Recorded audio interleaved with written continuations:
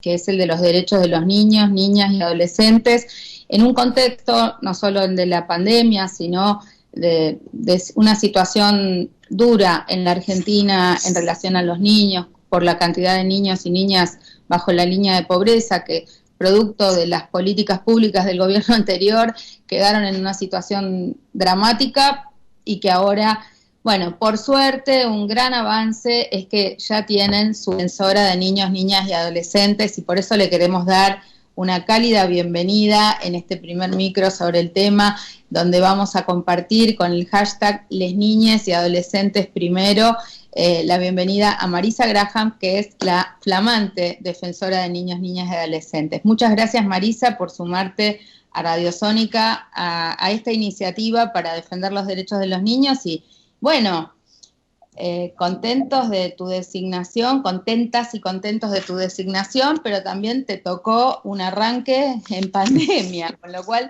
muy complicado, supongo. Querida, queremos preguntarte en primer lugar por qué hablamos de un cambio de paradigma en relación a los derechos de niños, niñas y adolescentes desde la Convención de los Derechos del Niño y desde la Ley de Protección Integral de Niños, Niñas y Adolescentes.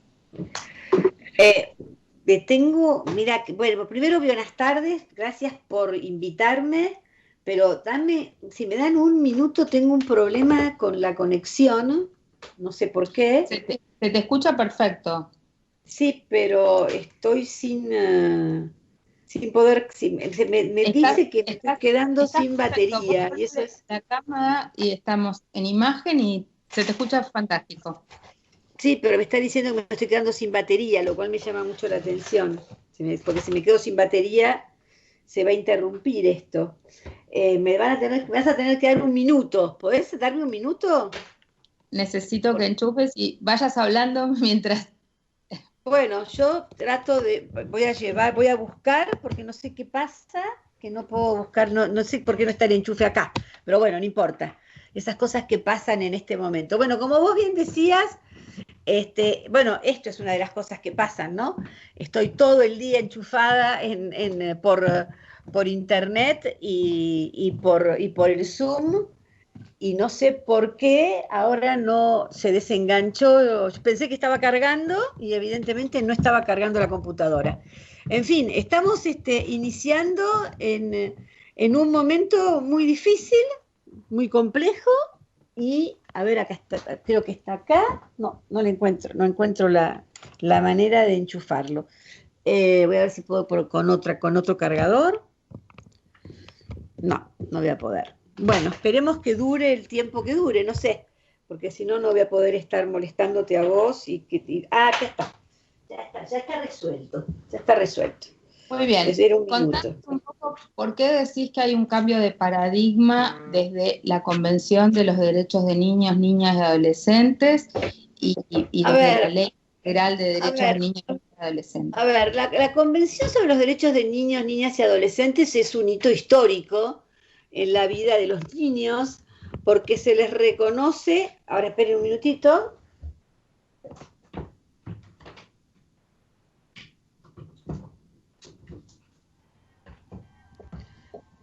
Discúlpenme, es la primera vez que me pasa en todos estos meses, pero bueno, ya está resuelto. La verdad que la Convención sobre los Derechos del Niño es un hito histórico porque se le reconocen a las niñas y a los niños derechos humanos como el resto de los ciudadanos, como el resto de las personas, de los seres de este mundo, pero tiene una particularidad, y es que reconoce en ellos y en ellas que merecen por parte de los estados lo que nosotros llamamos una protección especial. Y me parece que esto es lo más importante. No es que los niños antes no eran sujetos y ahora lo son, desde el punto de vista técnico, ¿no? Desde el punto de vista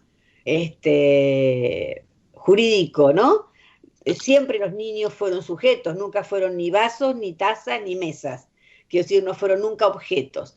Pero eran sujetos a los cuales no se les reconocía ninguna capacidad, eran sujetos incapaces. Lo que hace la convención es poner a los niños, niñas y adolescentes desde otro lugar, en otro lugar, pero surge la convención, por eso que hablabas vos en la apertura, ¿no? En un momento muy particular, que es fines de los 80, exactamente en el año 1989, mismo año de la ratificación del Consenso de Washington, por lo cual, evidentemente, yo siempre digo, la ley es un texto en un contexto, ¿no? Entonces, una cosa es lo que dice la norma en un contexto determinado y otra cosa es lo que dice la norma en otro contexto determinado, porque hay distintas lecturas de lo que es la norma, aún la norma internacional. Entonces, eso por un lado, ¿no? Es decir, hubo el real cambio de paradigma, yo, es mi opinión, por lo menos, más allá de que reconozco la importancia que tuvo la ratificación de la convención, la importancia que tuvo que en el año 94 le diéramos rango constitucional a la convención, es que eh, el gran cambio aparece en los años 2000, en el 2005, cuando aparece la ley 26.061. Ahí me parece que es cuando la República Argentina empieza, cuando nosotros empezamos un poco a dar vuelta a la historia.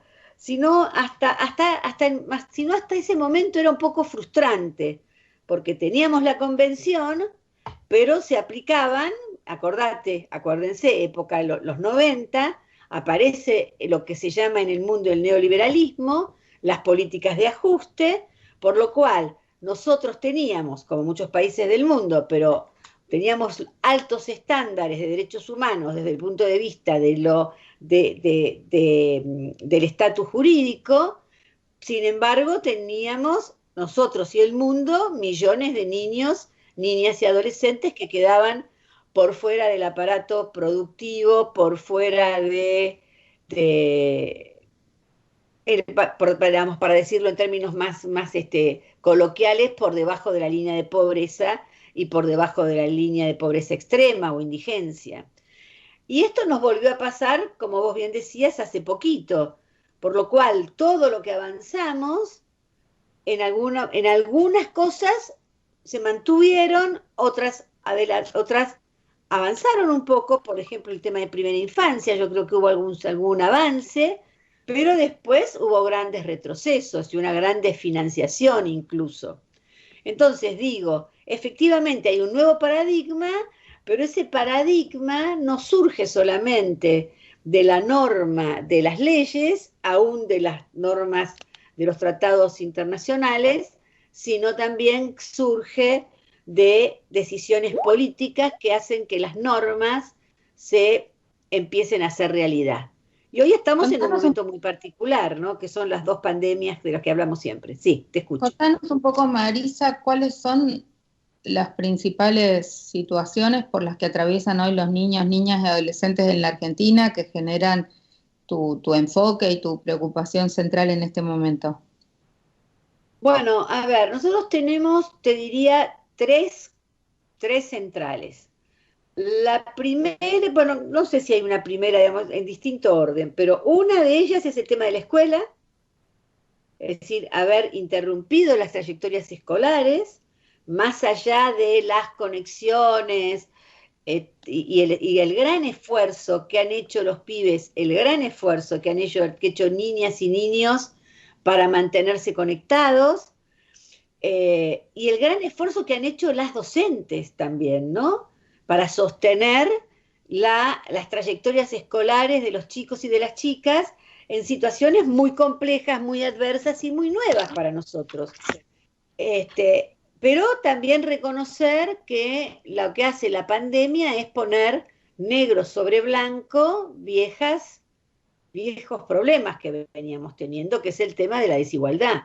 Entonces, esto de sostener las trayectorias escolares por vías remotas, como estamos haciendo nosotras hoy esta nota, o esta conversación, también tiene que ver con el contexto familiar. Y no solo con el Entonces, contexto familiar económico, ¿no? Sino también el subjetivo, ¿no? ¿vos estás de acuerdo con la vuelta a clases en las plazas o en los espacios abiertos? No, ¿Qué no, en mirada tenés sobre ese principio tema? no, en principio no, no, no, no. Yo creo que, mira, yo creo que al contrario de lo que se piensa, yo creo que lo primero que hizo la humanidad cuando apareció esta pandemia fue resguardar a los niños y a las niñas. Mm. ¿Por qué? Porque las pestes, las llamadas pestes en la humanidad, lo primero que han hecho es atacar la vida de los más pequeños, ¿no? Mm. La peste negra, la fiebre amarilla.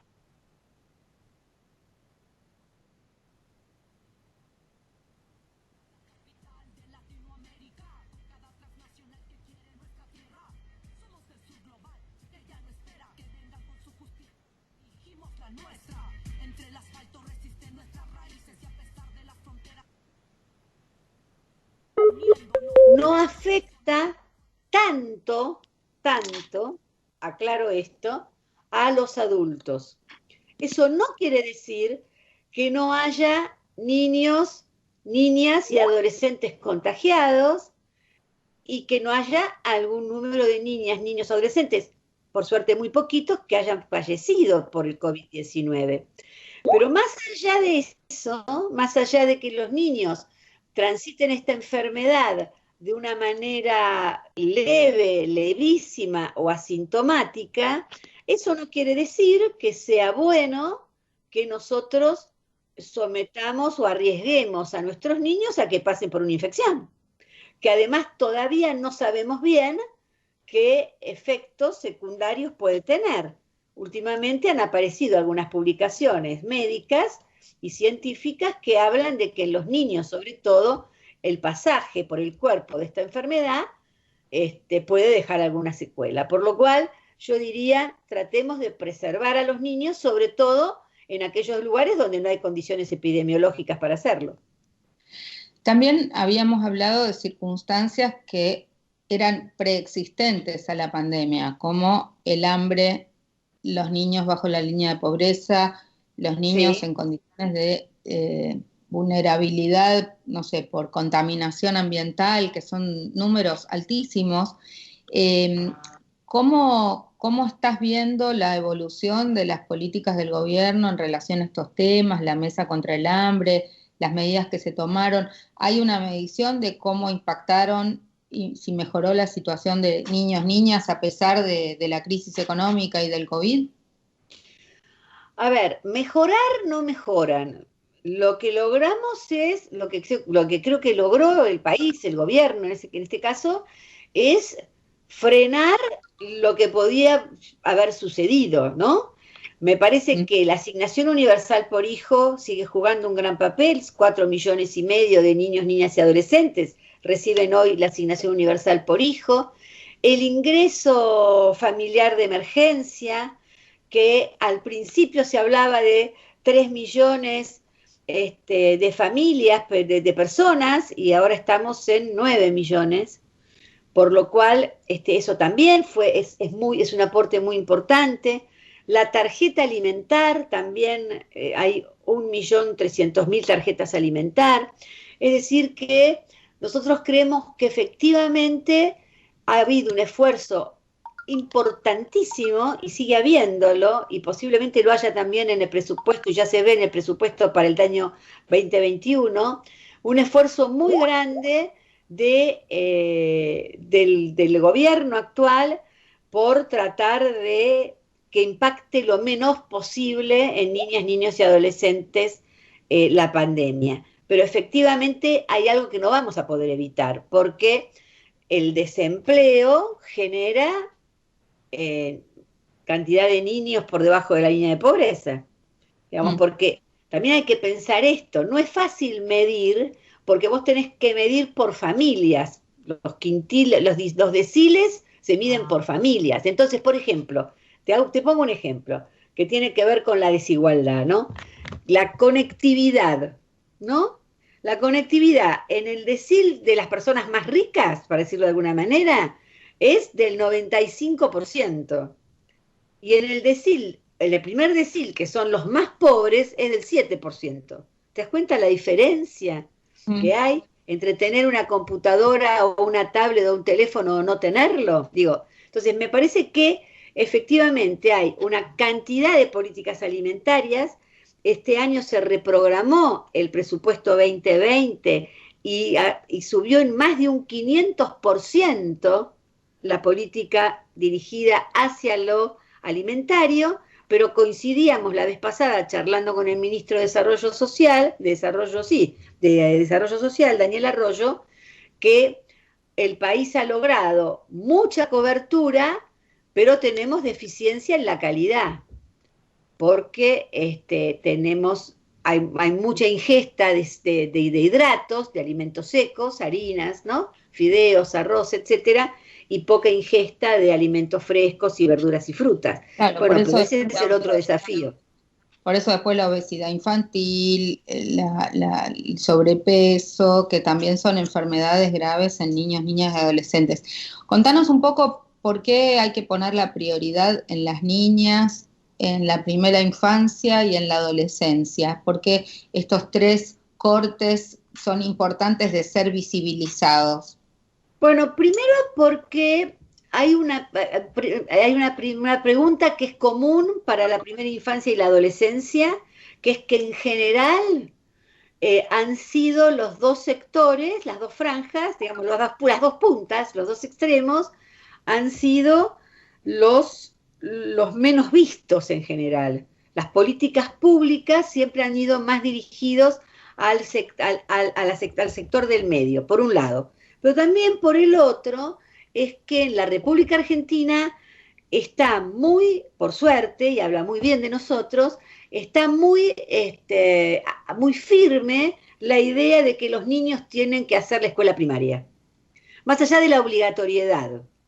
Entonces tenemos una educación primaria casi universal, incluida la preescolar, la sala de 5. Tenemos un poco más bajo la sala de 4, en un 44%.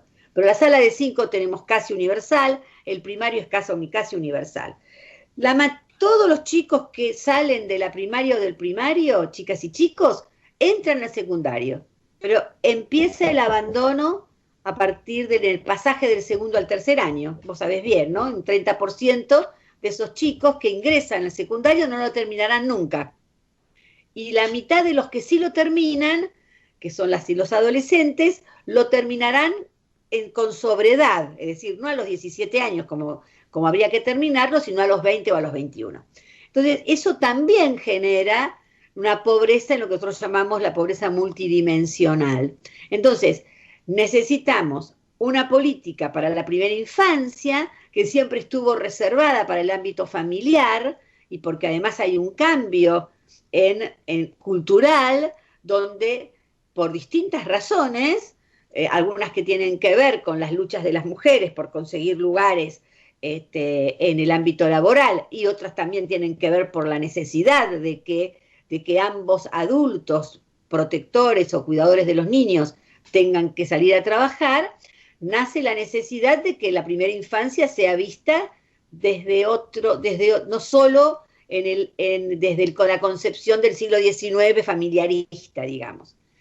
Y en el tema de las niñas y los niños, es porque recién ahora empezamos a darnos cuenta que la vulneración de derechos impacta de manera diferenciada en las pibas o en las chicas que en los varones. En las chicas hay vulneraciones de derechos que impactan de una manera distinta, yo no diría más grave, porque hay abusos y violencia hacia los niños, hacia los varones muy graves también, pero impactan de una manera diferenciada. Entonces empezamos recién ahora, o recién en los últimos años, en términos históricos, a poder darnos cuenta de que hay un impacto diverso en derechos de los varones y de las chicas, o incluso de las niñas o niños. Y eso te diría desde la primera infancia, ¿no? Se ve ese impacto. Hoy es el Día de Acción por el Derecho al Aborto Legal, Seguro y Gratuito, pero la campaña por el derecho al aborto viene bregando por la educación sexual, por los anticonceptivos para no abortar. ¿Cómo ves vos desde los derechos de niños, niñas y adolescentes, y particularmente de las niñas, estos temas en este momento en la Bueno, a Argentina? ver, dos temas. Uno es ESI, ¿no? La preocupación que tienen, la verdad que la mayoría tenemos todos y todas, que es que la educación sexual integral, que además es una ley que tiene ya muchos años, costó mucho, la verdad que ha costado y sigue costando en algunas jurisdicciones de nuestro país, en algunas provincias en particular, que entre en las escuelas como debe ser, que se dicte educación sexual integral como debe ser dictada. A mí me parece, y yo lo planteé esto varias veces en varias reuniones con familias, que nos debemos un diálogo con las familias, con el tema de la educación sexual integral y también con las y los docentes, ¿no? Pero la preocupación es que tenemos en que si teníamos problemas antes de la pandemia, con la pandemia es ese uno de los problemas que se profundizó. Educación sexual integral es mucho más difícil para las y los docentes darlas de manera remota que de manera presencial. Esto es por un lado. Y por el otro lado, Acceso- tuvimos...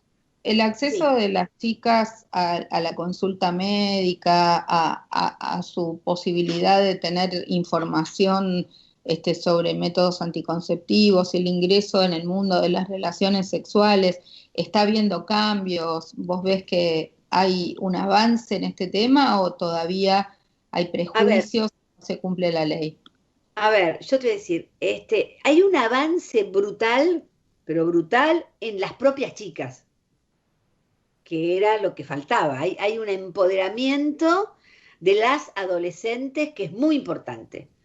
Por ejemplo, nosotros nos hemos reunido con todos los centros, todos los frentes y las federaciones de centros de estudiantes de todo el país, pero de todo el país. No hemos dejado rincón sin escuchar a chicos y a chicas de los centros de estudiantes, ¿no? Los centros de secundaria. Y vos ves la actividad, el protagonismo que han adquirido las chicas en relación a los varones, que en mi época no existía, claramente, ¿no? Digamos, era muy difícil que alguna chica condujera el centro de estudiantes o una federación. Y ahora te diría que hay más chicas que varones. Y de una actividad muy importante.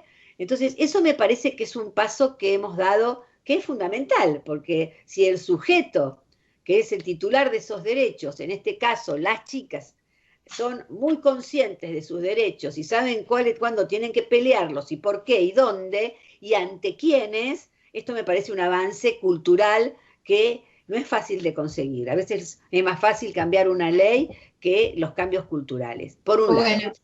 Bueno, Marisa, tenemos nada que cerrar porque este es un Sí, micro, ya dimos un tiempo muchísimo largo porque tenemos muchas ganas de hablar con vos y esperamos verte otro día, pero ¿cuál sería tu mensaje para la sociedad, tus líneas de contacto con la Defensoría, para los chiques que nos estén escuchando y en qué puede la sociedad ayudar para cumplir con los derechos de los niños, niñas y adolescentes? te contesto la segunda, que me parece bien importante. En este momento de ASPO, porque ya no estamos en cuarentena, pero en este momento de aislamiento, las y los adultos, el mundo adulto tiene que pensar que hay muchas niñas y niños, chicas y chicos, que en este momento pueden estar conviviendo con sus agresores. Las niñas y niños que pueden ser víctimas de violencia o víctimas de abuso, incluso de abuso sexual infantil.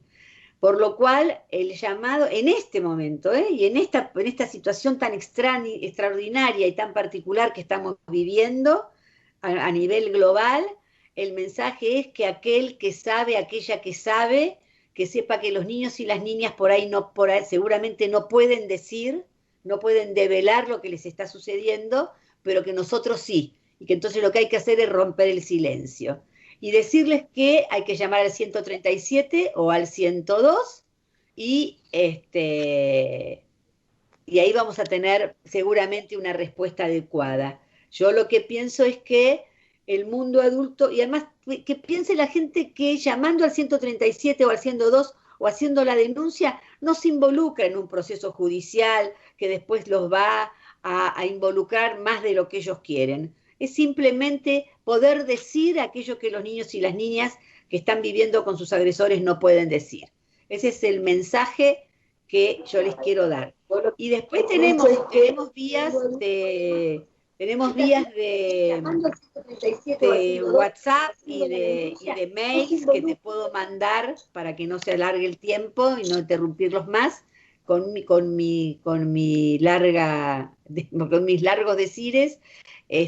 Yo les puedo mandar el mail de la Defensoría para que los chicos y las chicas y las niñas y los niños se puedan comunicar con nosotros. Bueno, muchísimas gracias, Marisa. Realmente ha sido un lujo tenerte en este primer micro de los derechos de niños, niñas y adolescentes. Con el hashtag Les Niñes y Adolescentes Primero vamos a estar difundiendo toda la información que nos quieras ir transmitiendo. Deseamos muchísima suerte a la Defensoría en tu gestión. Esperamos que nos pases todos los contactos de tus adjuntos, de los defensores provinciales. Así también vamos dándole la voz a las distintas provincias en la lucha por los derechos de niños, niñas y adolescentes. Muchas gracias. No, gracias a ustedes por llamarme. Gracias.